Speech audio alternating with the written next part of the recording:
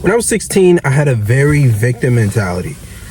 I often thought that because of what I am, who I am, where I came from, that life wasn't going to pan out the way that I wanted it to pan out.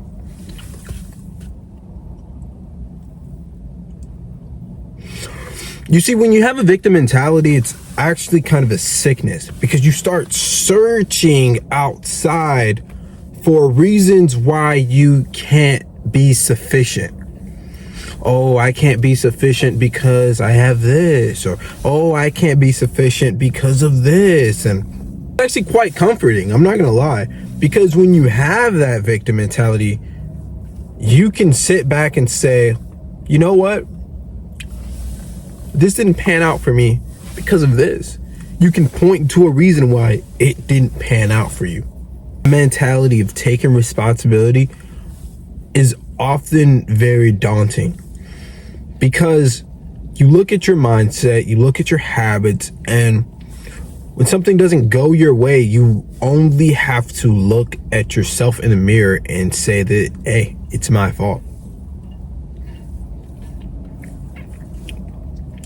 But there's a whole lot of power in that responsibility. The power of, yo, this is my fault, also comes with the power of, hey, I can change this. Another thing that happened to me around that time is I started to develop something called narcolepsy. Now, if you don't know what that is, basically, you sleep a shit ton, which means that you kind of fall asleep a lot, uncontrollably. So if I'm just like sitting down in a car, uncaffeinated, I can just go to sleep in like 20 minutes and I don't even have a warning of it coming. I don't have a warning of it coming, right? It's happened to me in traffic. It's happened to me on buses where I just missed my bus stop because I just, fucking fell asleep. It's happened to me in class. It's happened to me in a lot of inconvenient spots. Not only that, but another thing that comes with narcolepsy is hallucinations. So you often have like hallucinations at night and stuff, and you don't know if it's something outside of you, you don't know if it's something inside of you, you just don't know what it is. You're just like, what is that? And it's some scary shit, kind of like monsters at night and shit like that.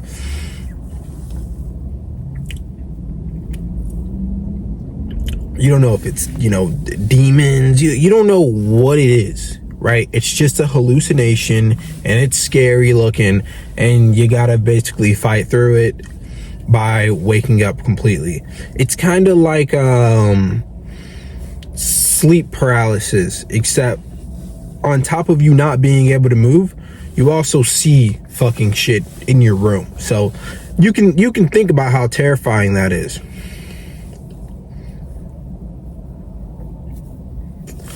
From 16 onwards, I had to deal with this problem seemingly every other night in terms of the hallucinations, and pretty much every day in terms of the sleep attacks. But as I grew older, I realized that this struggle wasn't a setback, but it was something that pushed me forward. You see, you can look at your life and you can name 1,000 reasons why you're not at where you want to be. And all of those reasons can be outside of you. That's how tricky the human mind is. You can find 1,000 reasons why, oh, I can't do this, or I won't be able to do this. But another great thing about the human mind is that you can also find 1,000 reasons why you are able to get there. And even something that seems like a struggle can push you forward. What good would the movie Rocky be if he wasn't down in the dumps? If he wasn't down in the dumps at the beginning of the movie? How good of a movie would that be? Every time we see a superhero on TV, we think to ourselves like, wow, that's really cool. He went through that struggle and he got through it. But when we look at our own lives, we don't think that. We don't think of ourselves as the hero in our own movie. If you look at a struggle and you don't have some sort of glee towards it, then are you the hero in your own movie? Are you treating yourself at the highest capacity that you could treat yourself?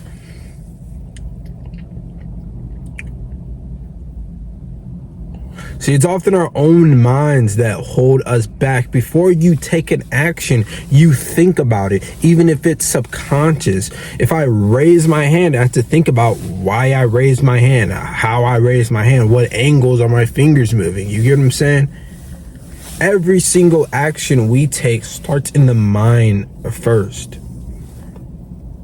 But when our mind is corrupted by victim mentalities, by I can't do this, I can't do that, or why is this person like this, or, and all this bullshit, at the end of the day, man, it's just distractions from your purpose. Because that's not how God talks. God doesn't talk in a way that says, I can't. God doesn't talk in a way that says, you won't. Do you think God really is talking to you saying, you can't do your purpose? You can't go after that job, go after that car, go after that person. Do you think God talks in the way of I can't? Do you think the being who built this entire world says I can't? So if that being lives within you, and if you are any type of religion, you do believe that God lives within us, you shouldn't talk like that either.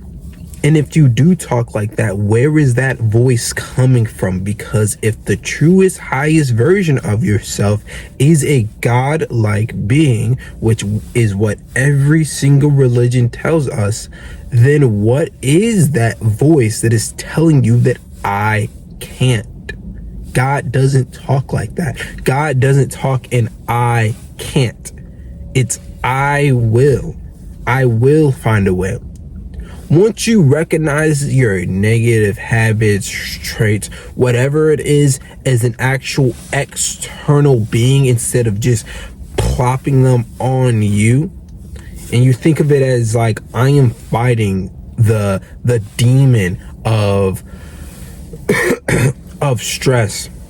I'm fighting the demon of anxiety. I'm fighting the demon of depression. Instead of thinking it of, this is all on me. I'm depressed because I just think I'm depressed. I have anxiety because I just think I have anxiety. No, pause that. Pause that mindset. You're a God-like being. God lives within you. If God lives within you, then why the hell do you have depression, anxiety, all this mental health shit?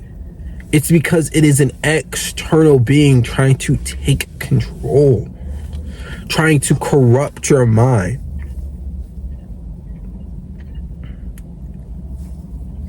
Your mind is so fucking powerful.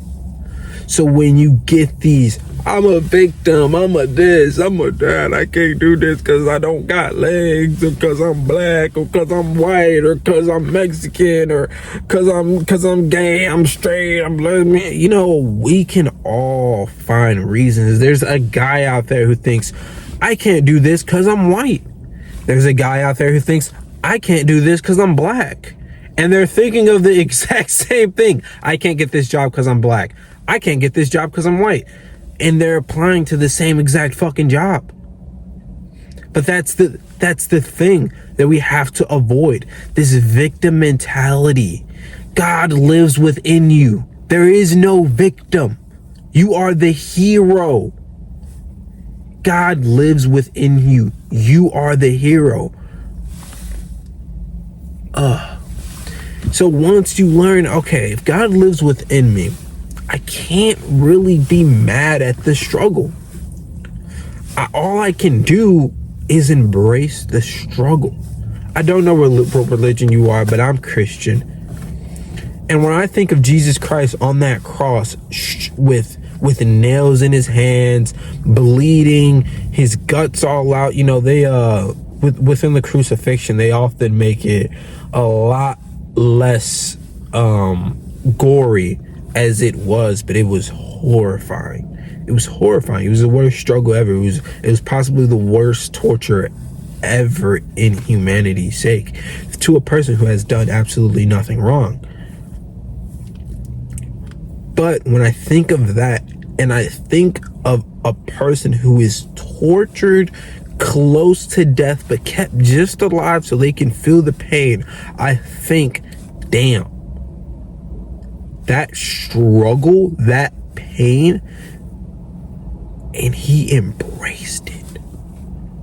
That is the coldest thing ever. I personally think so. You can think whatever you want to think, but I think that's the coldest thing ever, is just embracing the struggle. Don't be afraid to run when it's cold. Don't be afraid to go to the gym when you're sad and lonely and you don't want to go to the gym because you got anxiety, or you think these fucking lists that we have in our head, and I'm passionate about it because I feel the same way often too. These lists that we have in our head of why can't I? These are false pretenses. These are false lists. And it doesn't come from God. It comes from some bullshit that you heard on the media, you heard on Instagram, you heard on Snapchat, that's where it comes from. That is the devil. Avoid that with all strength. And you're gonna think that it comes from your own mind, because the devil doesn't play chess. The devil doesn't play checkers, it plays chess. So you're gonna think it comes from your own mind, but it doesn't. The truest version of you is the highest version of you. So any negative traits, habits, thoughts that you have does not come from God. You must recognize that is not the that's not the truest version of yourself. The truest version of yourself is the person who has struggles, yes, but embraces them, recognizes them, that they are a test of his will. Strength and Stride community on school right now, where we talk about running, fitness, and how to be the ultimate hybrid athlete.